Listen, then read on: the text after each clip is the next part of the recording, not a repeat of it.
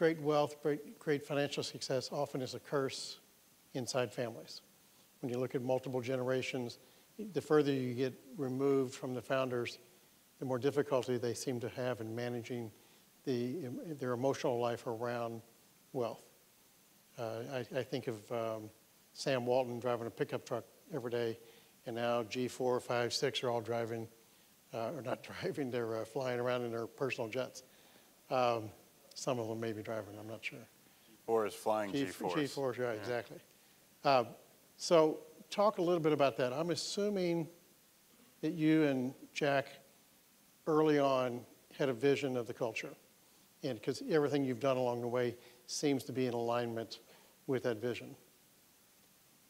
How do you feel when a G4 shows up at a family meeting in a Lamborghini because they just sold some stock? Because I'm assuming you manage dividends in a way so that nobody has lots of financial wealth in current dollars. I think without question, G4, G5, some of them will drift away. That is to say, they won't. You hear 3 guys up here being, wow, you know, the family is wonderful and great and family held forever. And there's some kids who will be G4 and G5 who will say, what? I don't care about running parks or anything. And they will drift away. That will happen. Be naive to say that it wouldn't. I think that it does, and this is what these guys do just so well. I want them to talk about the efforts to keep it valuable to be part of the family, held forever, valuable beyond money. That's what Chris and John are just, they're pros.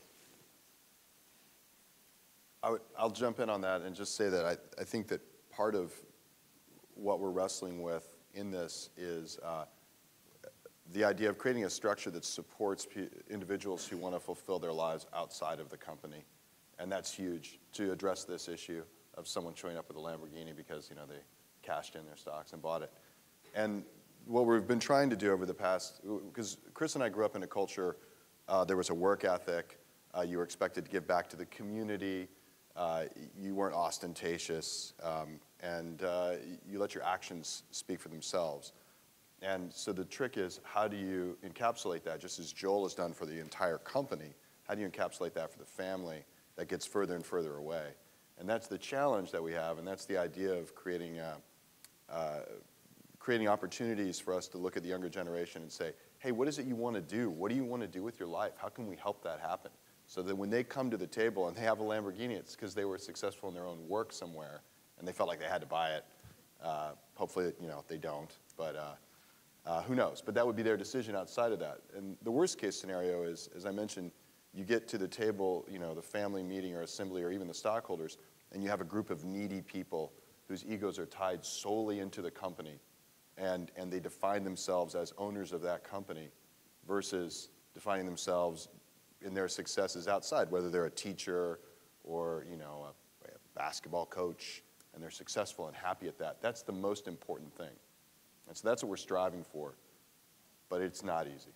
Right, I bet. Got a lot of competition with that I stock. think John hit something very, very important, because it's a fact inside our company, and I would wager inside most of the companies sitting here, that some people who are owners would, everything they have, lives, financially, ego, their future is all tied to a very, very specific thing called the family company. That's not healthy. Better that we have a nephew here in St. Louis. He's now a trained chef.